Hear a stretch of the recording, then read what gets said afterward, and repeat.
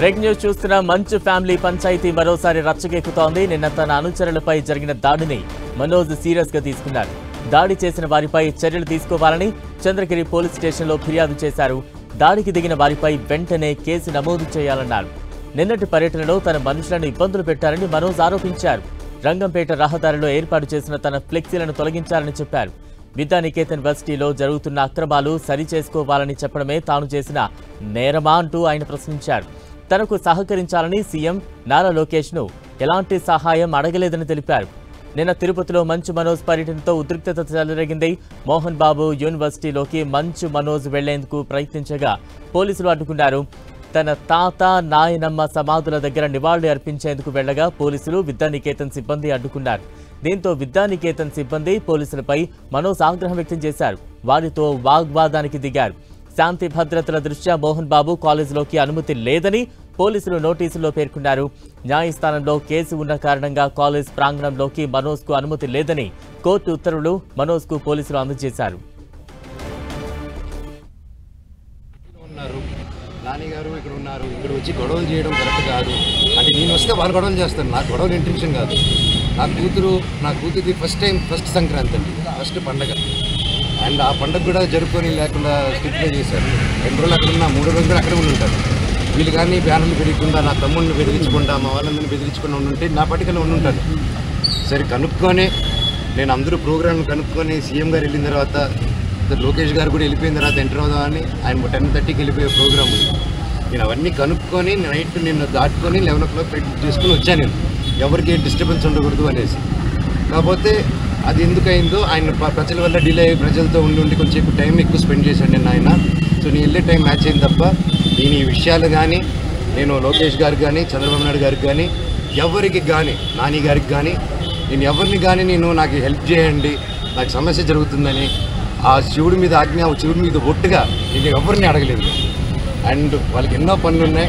So వాళ్ళని ఇలాంటి విషయాలతో నేను డిస్టర్బ్ చేయను. నాది ఆ క్యారెక్టర్ కూడా కాదు.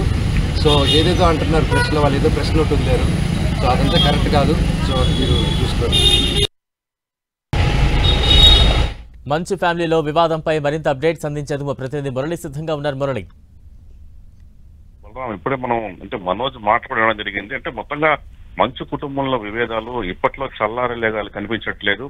ఒకరిపై ఒకరు పరస్పరం ఫిర్యాదుల పర్వం ఇంకా కూడా కొనసాగుతున్నది. తాజాగా ఈవేళ మంచు మనోజ్ దంపతులు నేరుగా చంద్రగిరి పోలీస్ స్టేషన్ కు వచ్చారు. నిన్న జరిగిన ఘటనలపైన వారు పోలీసులకు ఫిర్యాదు చేశారు. ప్రధానంగా నిన్న తాను కేవలం తన అవ్వాతాతల సమాధుల వద్దకు వెళ్తా అంటే అకారణంగా కొంతమంది వర్సిటీ సిబ్బంది అడ్డుకున్నారని, తన మనుషులపైన దాడికి పాల్పడ్డారని, వారిని తీవ్రంగా గాయపరిచారని, వారిపై కేసు నమోదు చేయాలంటూ కూడా మంచు మనోజ్ చంద్రగిరి పోలీస్ స్టేషన్ లో ఫిర్యాదు చేశారు. ఫిర్యాదు అనంతరం మంచు మనోజ్ మీడియాతో మాట్లాడడం జరిగింది. ఆయన చాలా ఆవేదనకు గురైనారు. నిజానికి వర్సిటీలో చాలా కాలంగా అనేక అవకతవలు జరుగుతున్నాయి. వాటిని సరి చేసుకోవడం పలుమార్లు నేను చెప్పినప్పటికీ నా మాట వినకపోగా నన్నే ఇబ్బంది పెట్టడం స్టార్ట్ చేశారని చెప్పి మొత్తంగా నిన్న జరిగిన ఘటన పట్ల ఆయన కొంత ఆవేదన వ్యక్తం చేశారు. తన బిడ్డకు ఇది మొదటి పండగ రోజు నేరుగా తన ఊర్లో గడపాలని ఎంతో ఆశపడ్డాను, చివరకు వాళ్ళ వద్ద కూడా వెళ్ళలేకపోయారు అని చెప్పి బలరాం చెప్పడం జరిగింది. మురళి, అంటే మంచు మనోజ్ ఫిర్యాదులో పేర్కొన్న అంశాలేంటి? తనకు న్యాయం కావాలని ఆయన ఏంటేంటి పోలీసులను అప్రోచ్ అవుతూ ఉన్నారు? అంటే ఆయన ఎవరైతే 2-3 అంశాలు అందులో పేర్కొన్నారో ప్రధానంగా, మరోవైపు మంచు మనోజ్ కూడా అస్వస్థతకు గురైనట్టు తెలుస్తోంది. దానికి సంబంధించి ఏమైనా అప్డేట్స్ ఉన్నాయా?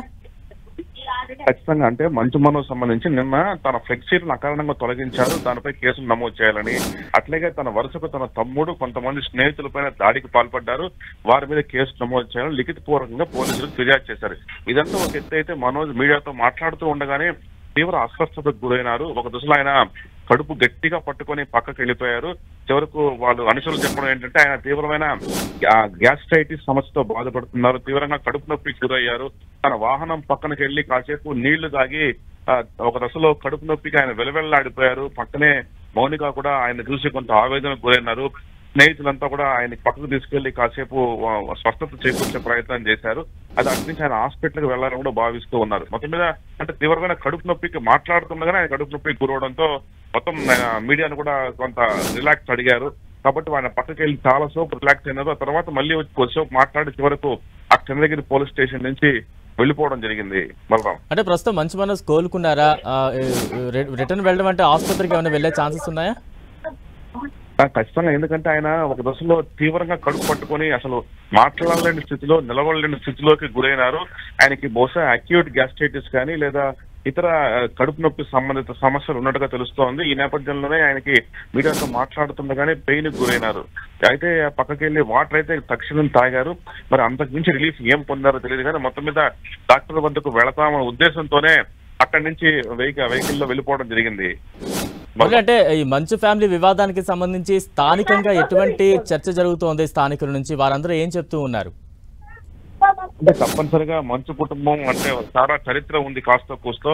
అంత మొత్తం మోహన్ బాబు, విష్ణు, మనోజ్, లక్ష్మీ ప్రసన్న, వాళ్ళ మదరు వీళ్ళంతా కూడా కలిసి వేడుకగా ప్రతి ఏడాది పండుగ జరుపుకునేవారు.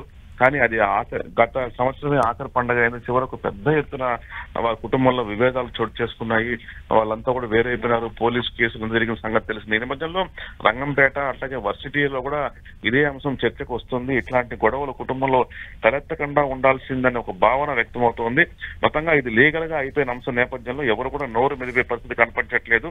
ప్రధానంగా నిన్న అంటే మంచు మనోజు ఈ విద్యా సంస్థల ప్రాంగణంలోకి రాకుండా ఆదేశాలు ఇవ్వాలని ఆదేశాలు ఇదివరకే విష్ణు తెచ్చుకున్నారు. అదే ఆదేశాలను కూడా నిన్న మనోజ్కు చూపించడం జరిగింది. పవిత్రమైన విద్యా సంస్థలలో గొడవ పెట్టుకునేందుకు అవకాశం లేదు, కోర్టు ఉత్తర్వులు ఉన్నాయంటూ కూడా మనోజ్కు పోలీసులు చెప్పడం జరిగింది. చివరికి తాను గొడవ పెట్టుకోవట్లేదు, కేవలం అవ్వాతాతల సమాధుల వద్దకు మాత్రమే వెళ్తానని ఆయన కొంతవరకు అక్కడ గొడవ చేశారు. చివరి నిమిషంలో ఆయన్ని లోపలికి అనుమతించారు. Right, thank you Murali. ప్రస్తుతం చూస్తూ ఉన్నాం చంద్రగిరి పోలీస్ స్టేషన్ లో మంచు మనోజ్ కుటుంబ సమేతంగా వెళ్లి ఫిర్యాదు చేశారు. ఫిర్యాదు చేసిన అనంతరం మీడియా ముందుకు వచ్చి మాట్లాడుతుండగా కొంత అస్వస్థతకు గురైన దృశ్యాలు కూడా మనం చూస్తూ ఉన్నాం.